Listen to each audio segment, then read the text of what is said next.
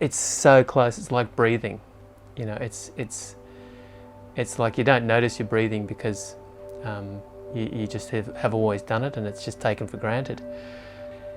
You know, the separate self is the I that we identify with, that we call I, that, you know, in a conversation, I'll use the word I and you, and, you know, we talk about the relating in this, you know, in this body.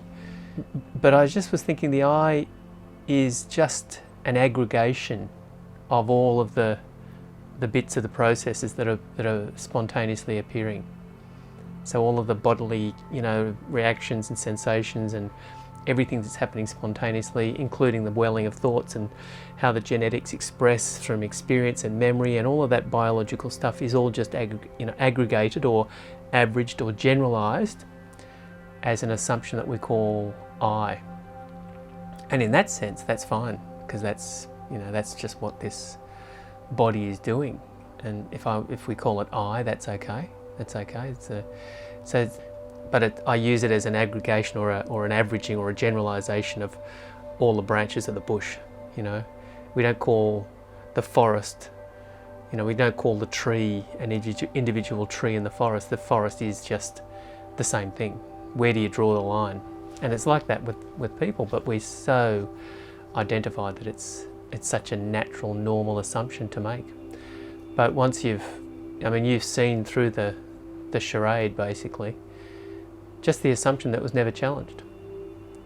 Who are you? What are you? And then all of the other things can still happen as they do, because you're not doing it anyway. You never were. They're just happening. All of this discussion and all of this interaction and all of this exploration is really just to break down what's assumed. Even thinking you've got something now to grasp onto as an explanation of why that all happened, it's okay to unpick it so that it starts disintegrating, but then you won't know why or how or what. And if you think there is, it's another subtle tendency of the mind to sneak around this way. And now that I've dropped all of that, I can understand why it'll do that. You know, you're not doing it, but that can appear. So just as a feedback of life to life, that's just something that it just appears here. It just seems apparent.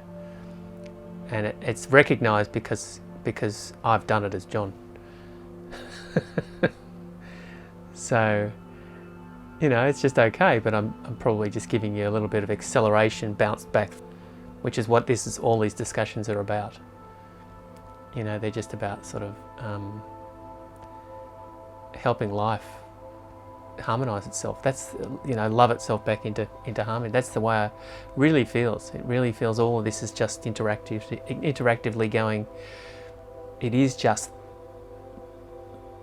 this one thing. There was no need to work any of it out. It is all this, and there is also this experience. It's all just the same thing. There's just intelligent, energetic expression, and everything is this, including this sense, including the eyes, including the feeling that comes through this body. It's just all the same thing. There just wasn't anything separate, and there wasn't anyone trying to work it out.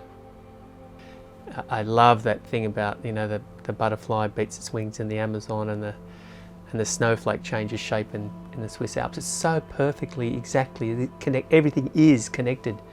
Everything is. There's no separation between anything.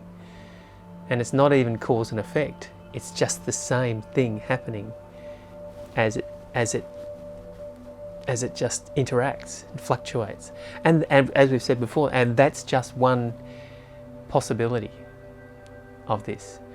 And every time as a human being we are witnessing anything,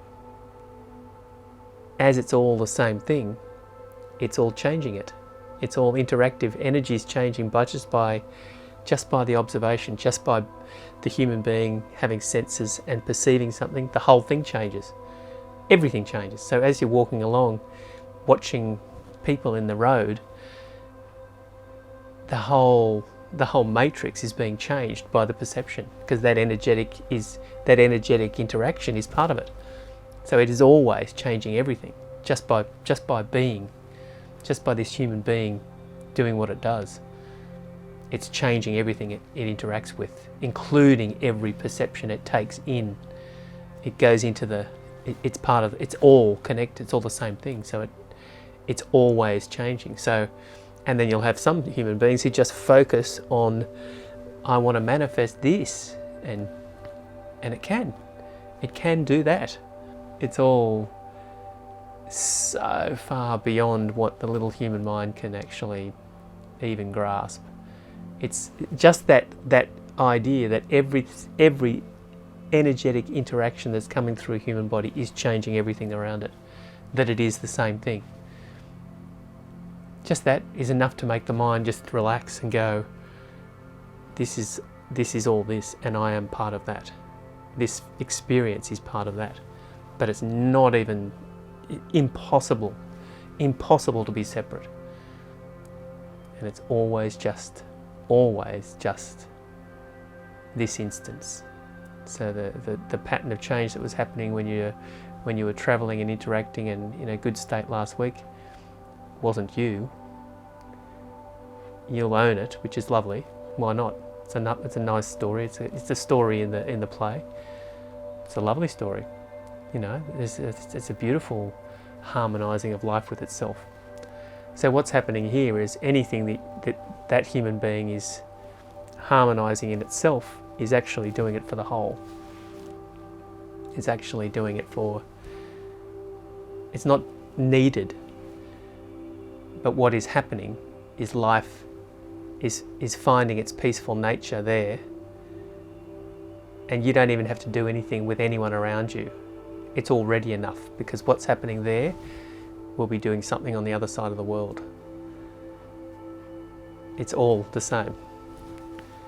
But in the immediate vicinity, without taking ownership and thrill and joy out of the particular story, and if you want to, why not? If the experience says it's just nice, the people I was around, I was happy and they seemed happier with my company, and you can make a story out of it, and why not? That's a nice story. It's a much nicer story than the suffering we create as human beings. But don't hold on to that either. Just observe it and go, and that happened. Because that will keep the flow as just flow, and not looking for, the craving to have that every day. It was so good when I was on holidays. I was so happy and everyone was happy with me and it was really nice. And then, I've got to get that back. How do I know. This will fix this. I'll do it. I can find this again all the time. It's just already that. I got rid of the self, and it's just so good to be free of it. And the stuff never existed in the first place. It was always a story. And now the story is just seen. That's all. That's the only change. The story is just seen for what it is. The human biology will be less habitual, spontaneously to rely upon the story and assume the story, because the human mind just summarizes everything. It sees a pattern and goes, stick, snake, not snake, whatever. It just summarizes. It summarizes everything all of the time so that it doesn't waste energy. And that summarization will still go on because that's just what the human brain is programmed to do. But over time, it's not time, but over in the pattern of change that is the brain reforming, so we'll say it that way. So that you could call that time, but it's actually not time because it's always just now. But there is a pattern of change. There is a pattern of change always going on. It's just another way of looking at time. We use thought to lay time out in a linear fashion and reference it with a watch or a clock, and we just go, I can see that's, I make sense of that. But then then we believe that. We believe there is a future and a past. It's just some things change very quickly and some things take a lifetime of a body to change. They're constantly changing. They just change apparently very slowly or very quickly. But they don't change in time. It's just a pattern of change. Everything's a pattern of change.